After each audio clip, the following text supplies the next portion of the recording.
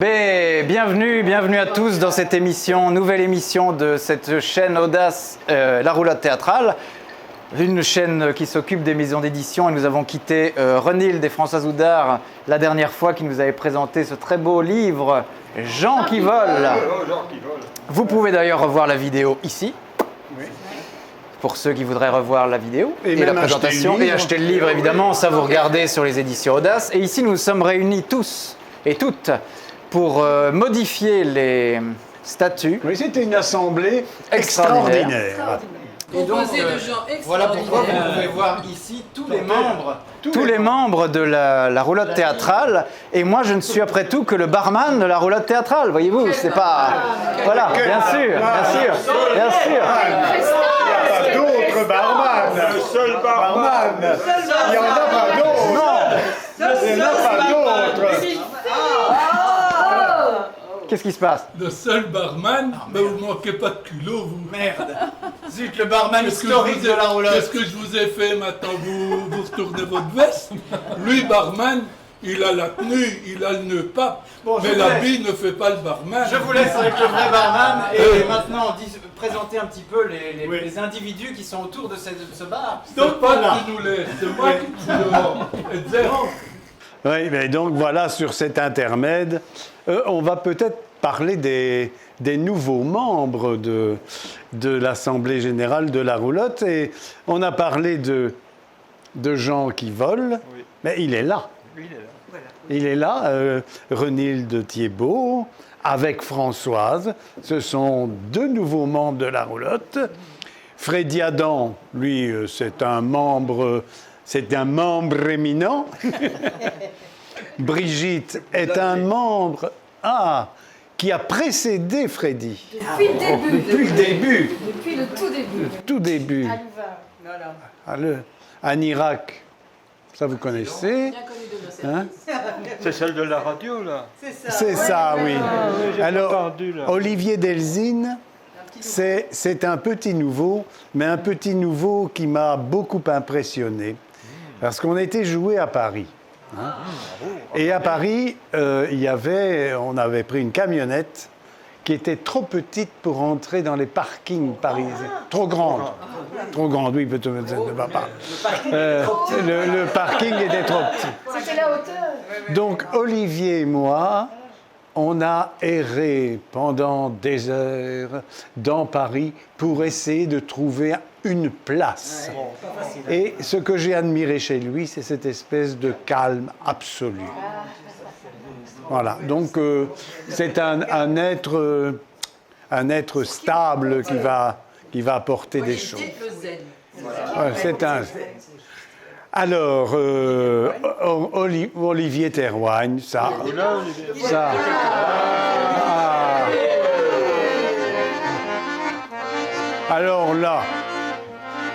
Alors là, Olivier Théroigne, c'est un poème. Parce que ce monsieur pique de la Mirandole, des arts, un personnage de la Renaissance, sachant tout faire, il écrit, il fait de la musique, il anime, il est philosophe, il est historien, il paye ses impôts. Je crois. Et il enseigne. Donc je suis administratif, mais bon, je suis un bon administrateur, sans être fort dans l'administratif, mais un bon administrateur. Enfin, j'espère que je serai un bon administrateur. Je suis pas administrateur. Donc c'est... Même dans les ASBL, comment ça se passait? Il y a des juristes. Donc c'est un être qu'on peut appeler précieux. Et alors, Michel Scutner, là aussi, ça c'est une découverte montoise, parce qu'on a commencé ensemble jadis Dans le bivouac des jardins. de la Révolution, voilà, pour le bicentenaire. Non, c'est de la bataille de Genappe. Elle est classée dans le patrimoine immatériel de la ville de Mons. Voilà. Et alors, Michel, c'était une aventure de tous les instants. Et alors, elle vient de me submerger Elle vient de nous submerger par des caisses de documents, puisqu'elle a tout gardé de la mémoire, de notre mémoire commune. Je n'ai rien gardé puisque je t'ai tout donné. Tu m'as tout donné. Je ne reprends rien, je ne reprends rien. Je ne reprends rien. Kevin Stell, là, c'est aussi Ça se gâte. un être intéressant parce que l'employé de la roulotte, le faux barman qui nous filme, nous on l'a connu tout petit bébé. Mais il est grand maintenant. Et Kevin Stell, on l'a connu tout petit bébé aussi. Il est grand. Et donc, la première fois qu'ils se sont vus, c'est à la visite des nourrissons. Et donc, à la goutte de lait. Et donc, on a présenté, on a montré, regarde, c'est Stéphane, regarde, c'est Kevin. Et Kevin a fait aïe. Et Stéphane a fait. Ça, c'était. Qui était le maître? Voilà, leur première rencontre. Réalisateur, donc c'est une extrême, une longue aventure d'une vie courte. Voilà. Donc donc voilà les nouveaux membres, C'est pas une raison.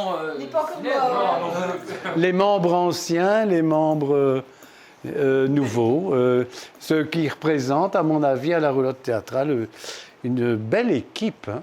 Il y a Enzo, le barman. Alors Enzo, Vedette internationale. international avec une femme qui a fait la une à Buckingham Palace. Que triste pour le moment. Oui, oui, elle est triste. Voilà. Parmi tous cette roulotte, ben, elle continue avec plein de projets, mais chacun des membres a des projets. Olivier, tu as des projets sur le feu? Des projets sur le feu, oui, ben, j'enregistre mon prochain album, là. J'ai commencé à enregistrer, et puis je termine un nouveau livre, voilà. On verra un petit peu ce que ça va donner. Et alors tu as fait toute une opération autour de Brassens. Oui, ben, un disque est sorti cette année, Féerie pour d'autres mondes, donc réinterpréter Brassens sous l'angle de sa vision de l'histoire. Et voilà. Et alors là j'ai écrit une musique pour une pièce de Roland Thibault là, qui s'appelle Zineb. Oui. Et un générique aussi pour le lire. Et pour dans le l'esprit lire. d'une série télé Voilà. un peu des années 70. Voilà. Ça va être assez orchestré. Voilà. Vintage. Vintage un peu. Vintage. Parce que nous serons Il effectivement... voulait la un truc roulotte. à la chapeau melon et bottes de cuir. Ah, c'est oui, tout. oui, voilà. On va essayer de faire ça. Moi, je voudrais dire que je reçois notre ami Olivier à la bibliothèque de Boussy le 23 septembre. Voilà. Donc, Tout près. Et alors oui, petit scoop, je ferai la première partie de Dick Hanegarn. Le 3 mars 2023, au centre culturel de Saint-Guilain, c'est tombé la semaine passée. Ouh, ça c'est super. Tous les talents. Je vais venir pour Et toi, ce pour sera- Dick ou pour les deux. Pour les deux, hein. alors Michel, elle est vraiment... Oui, elle est archiviste, mais tu es vraiment l'associative par excellence, c'est-à-dire la femme qui réussit à réunir les talents. Tu inventes des réunions de talents. Moi, je me souviens chez toi On en a fait des choses. d'une rencontre avec un avocat qui était passionné par Sade. Et tu nous fais nous rencontrer chez toi. Et donc, ça a donné un spectacle que j'ai trouvé très bon, le procès Pauvert. Au palais de justice. Beaucoup avec le jeune barreau a joué avec la roulotte. Et on a fait quoi, les marches du palais que tu as écrites ici? Les marches du palais en 1990, comme on dit. 90. Non, puisqu'on se connaissait depuis 89, dans le bivouac des jardins de la Révolution. Et puis, oui, le procès de Jean-Jacques Pauvert. Puis alors, il y a eu les monstres passés présents qu'on a fait avec les avocats aussi. Hein. On en a fait des... Oui. Alors, Freddy, il sort un livre que je trouve remarquable, maintenant. Il s'appelle Godinette à yeux bleus. Titre super. À bleus yeux. Bleusier. Et là, Donc il avait sorti un premier livre qui s'appelait Fade Grisou, qui répertoriait les mineurs décédés. Dans les mines. Est-ce qu'il n'existe pas l'expression Fade Godinet? Fade Godinet, Ouais, ouais. ce n'est plus dans le Larousse, c'était dans le Littré en 1870. Ça veut dire que c'est une jeune fille à corte, qui n'a pas froid aux yeux, qui est gentille et parfois Un peu beaucoup. Une miette de plus. Mais c'est surtout le nom d'une veine de charbon qui est en dessous des Louges, qui se prolonge loin, même en dessous de Dour et tout, et qui a été très terriblement grisoudeuse et qui a occasionné des accidents de mine, des coups de grisou et des tués. C'est pour ça qu'on disait Fade Godinet. Ouais, parce que Comment on dit il Fade n'était pas, disons, pas gentil avec les gens, c'est pas la question. C'est qu'elle était tellement méchante quand elle s'est déclenchée, parce que le grisou, on en tuait tellement que. Et c'est la suite de Fade Grisou. Je ne pouvais pas mettre Fade Godinet puisque j'avais déjà mis face à l'autre. Et il y a là-dedans, dans le deuxième, ceux qui sont décédés entre 1921 et 1970, quand on a fermé les jardinages. Mais le précédent, j'avais trouvé des documents de 1673 jusqu'à 1920 parce qu'on ne pouvait pas aller plus loin à cause de la loi sur la protection de la vie privée. On ne pouvait pas aller chipoter dans les... Alors le bourgmestre de Dour, à ce moment-là, il m'a dit je vais faire le nécessaire pour aller. J'ai pu aller dans les archives de Dour et Louge, donc de l'entité de Roise. Je ne pouvais pas aller à Roussu, je ne pouvais pas aller plus loin. Donc j'ai quand même retrouvé ici à peu près 150 tués depuis ce temps-là. En tout et pour tout, pour les deux livres, je crois que je frise 1600 à 1700 personnes qui sont, et dont plus de 100 qui sont toujours ici, à Élour et à Dour. Ouais. Plus de 100 mineurs qui sont restés, qu'on n'a jamais pu jamais su revoir. Les mines sont des cimetières. Ah, mais je le dis, hein, la fosse veut aussi bien dire charbonnage que trou. Et c'est vrai qu'on descendait des cages avec des canaris. Oui. Là, j'en parle. Et j'ai appris après coup, malheureusement c'est toujours pareil, que ici dans les environs, il y avait un genre de pornon qui se promenait avec un canari dans les et quand il tombait mort, c'était mauvais signe. Et quand il voyait que... Il disait « Sauvez-vous !» C'était un détecteur avant la lettre. Il a inventé puisqu'il existait. Donc, et puis on a inventé le masque anti-grisou, ils ont inventé dans l'ordre d'avis. Oui, mais enfin, le grisou, c'était aussi l'explosion, donc tu avais beau avoir un masque. C'est-à-dire que non, le grisou, il t'asphyxie d'abord. Il t'asphyxie d'abord. Le grisou, il est chargé de poussière et tout. C'est la poussière. Oui, c'est ça. Et alors, je n'ai malheureusement pas pu recenser les personnes qui sont décédées de la silicose, puisque sur les actes de décès, on ne marque pas. Ah non, c'est vrai, mais mes parents de leur décès. Moi, ce qui est intéressant aussi, ce sont les expressions.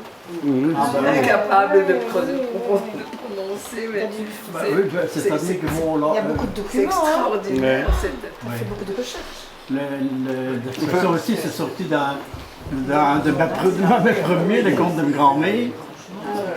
Enfin, donc le livre est présenté. Le livre est présenté sur la place de Dour le 8 octobre, un samedi, à midi et quart. Et l'apéritif est payé par la compagnie. Voilà, parfait. Et le dernier invité, c'est Renilde. Renilde, qui est... Quand on parle des femmes auteurs, eh bien souvent on les... Parce que j'ai un livre sur les femmes du Père Lachaise que m'a offert le barman. Et on se rend compte que beaucoup de femmes sont à l'ombre des hommes. et sont considérées comme des muses. Des muses. L'homme est auteur, la femme est une muse, même si elle écrit aussi bien que lui. Eh bien, Renilde est un muse.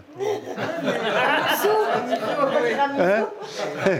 C'est parce que Renilde a fait, tout en gardant son autorité masculine évidente. Bon, je suis l'homme qui accompagne François Joudard. A réussi à être un sujet d'inspiration pour son auteur. Donc voilà. Donc c'est la victoire des antigenres. C'est ça, je suis devenu un personnage de roman. Voilà. C'est rare, hein? C'est rare. Ouais. Donc, tu as été devenu un personnage de roman, toi? Ah, Pas écoute, encore. attends. Dans ses propres. Oui, mais Anne Irak, que voici. Oui, voilà. Irak, C'est elle vrai est qu'on là. n'a pas parlé de ça. Si, on en Voilà. a parlé entièrement. Elle se met, Madame de la. elle s'est mise tout doucement, mais sûrement à l'écriture. Et maintenant, spontanément, ce matin, elle me dit, j'ai écrit un texte. Un petit texte, mais un texte. Donc, oui, c'est très bien. Voilà. Donc, voilà. Oui, mais il faut quand même présenter Roland Thibault. Et qui mieux que moi pourrait présenter Roland Thibault, puisque nous avons partagé le statut d'orphelin ici. Oui. Mais moi, j'étais orphelin de père et mère. Hein. Oui, moi, c'est simplement de mère. De père. On pourrait peut-être poser quelques questions à Roland Thibault. Est-ce que vous êtes toujours en contact avec Louis XVI et le prince de Ligne? Eh bien, Louis XVI, oui. Oui. C'est peut-être pas la meilleure compagnie. Hein. Non, mais Fini quand même. il a mal fini, mais il continue bien. Et vous le poursuivez jusque sur les rues de Paris au chaos Et des disons, charrettes qui... et disons, comme on va jouer à Paris, ça va me permettre de voyager un petit peu plus encore dans d'aller, voilà. Donc on est parti, c'est vrai qu'on est parti pour monter Lire, que j'ai écrit avec Jean-Claude de Ruder, qui va être joué à Paris de janvier à mai. Allez, c'est vrai. Et dans quel théâtre? La Comédie Saint-Michel. Et il paraît que maintenant ils ont trouvé une place de parking et donc Voilà. ils ne pourront plus revenir se garer Voilà. à l'ancienne pour décharger le matériel. Mais sans doute qu'Olivier devra venir au début pour installer le matériel. Ils ont besoin de zénitude. Voilà. Mais donc voilà. Et quand il parle de Louis XVI, il prend un raccourci. Non, mais Louis XVI, c'est curieux. Ça, c'est quand même étrange. Il y a quand même des choses bizarres dans la vie. Et c'est vrai que, bon, il y en a d'autres. Hein. Il n'y a pas un barman pour arrêter ça. Mais pourquoi on Ça passe manque de maintenant structure, ça manque de Pourquoi structure dans la musique. Par exemple, on est dans le paranormal. Des trucs surprenants. La vidéo, c'est ici que la vidéo sera coupée déjà depuis très longtemps. Moi j'ai dit que je crois au vie antérieur. Je crois en la métempsycose. Il y a des choses, comme disait chez Mesdames et messieurs, je dis que je crois en la métempsycose. nous allons très finir. sérieux. C'est ici que nous nous quittons. Cette vidéo, nous la terminons avec une reprise. Oh, non, c'est fait. Non, il n'y a pas de. Voilà. Nous la terminons avec une chanson, une musique de Chris Carter. De Mark Snow. Mark Snow, X-Files par Olivier Terroigne, pour vous forcer à vous abonner à cette vidéo et à cette chaîne. Édition Audace, la roulotte théâtrale. Olivier, à toi.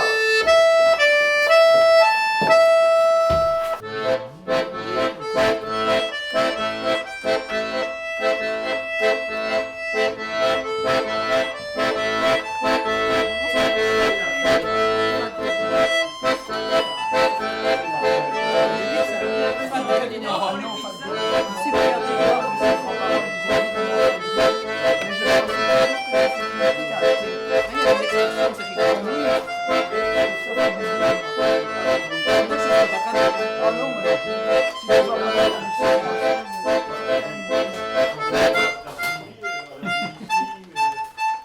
c'est dans le Borin, ça.